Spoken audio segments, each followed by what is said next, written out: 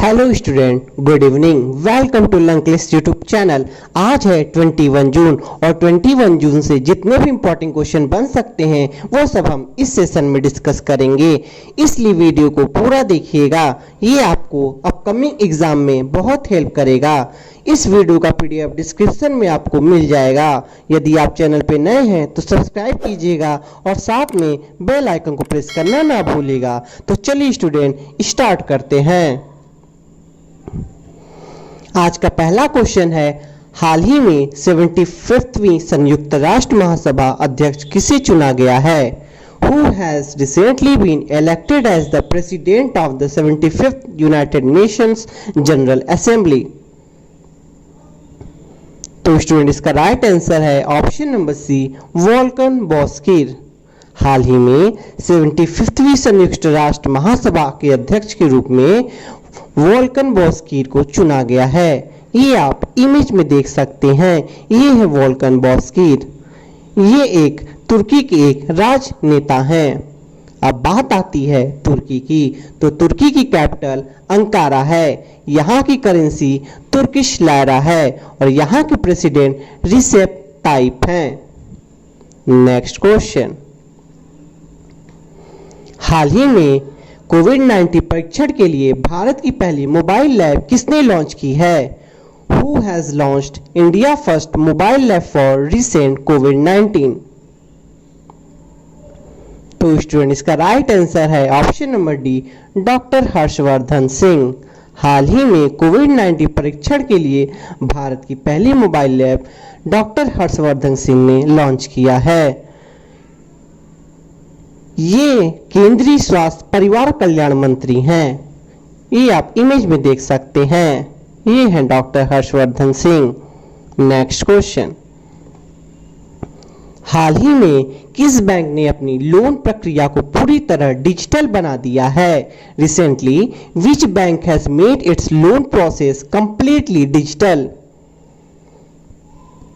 तो स्टूडेंट इसका right answer है option number B, bank of Baroda. हाल ही में बैंक ऑफ बड़ौदा बैंक ने अपनी लोन प्रक्रिया को पूरी तरह डिजिटल बना दिया है।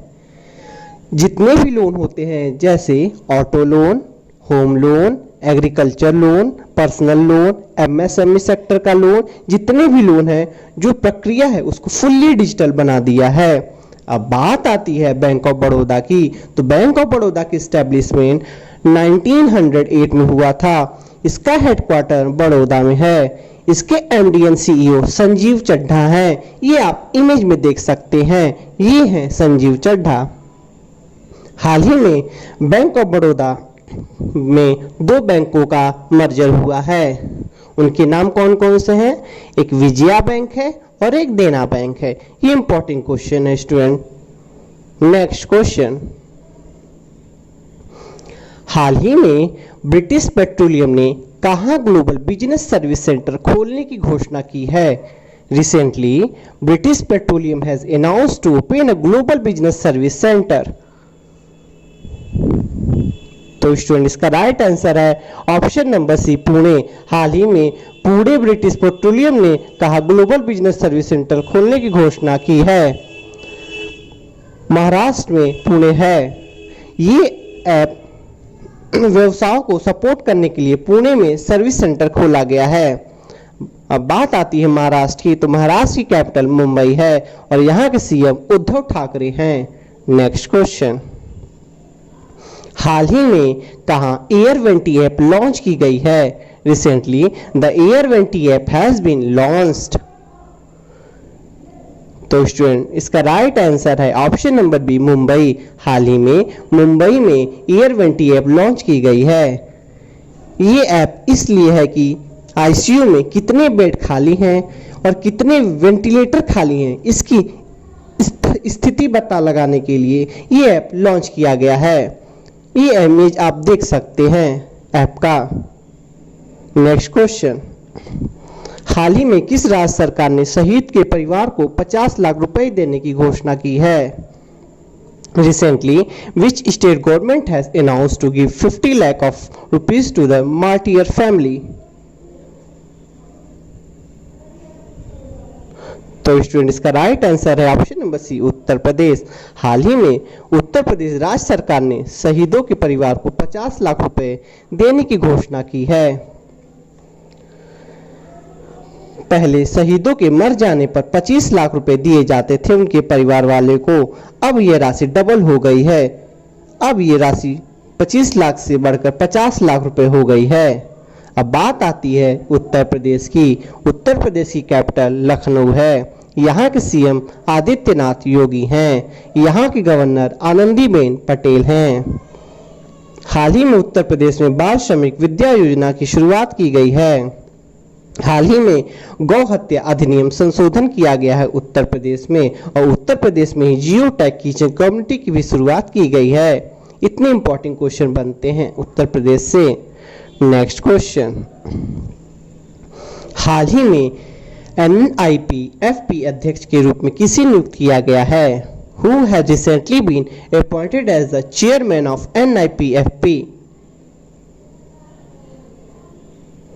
तो स्टूडेंट इसका राइट आंसर है option number A Urjit Patel. हाल ही में NIPFP के अध्यक्ष के रूप में उर्जित पटेल को चुना गया है।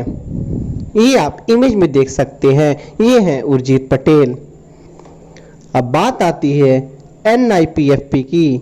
इसका full form the national institute of public finance and policy है। इसकी स्टैब्लिशमेंट 1976 में हुई थी। इसका हेडक्वार्टर न्यू दिल्ली में है। नेक्स्ट क्वेश्चन, CBSE के नए अध्यक्ष कौन बने हैं? Who has become the new chairman of CBSE? तो स्टूडेंट इसका राइट आंसर है option number B Manoj Ahuja. हाल ही में CBSE के नए अध्यक्ष मनोज आहूजा बने हैं। ये आप इमेज में देख सकते हैं, ये है मनोज आहूजा। अब बात आती है CBSE की। CBSE का full form central board of secondary education है। इसका हेडक्वार्टर न्यू दिल्ली में है। इसकी स्टैब्लिशमेंट 1962 में हुई थी। नेक्स्ट क्वेश्चन, हाल ही में विश्व शरणार्थी दिवस कब मनाया गया है? When is World Refugee Day recently celebrated?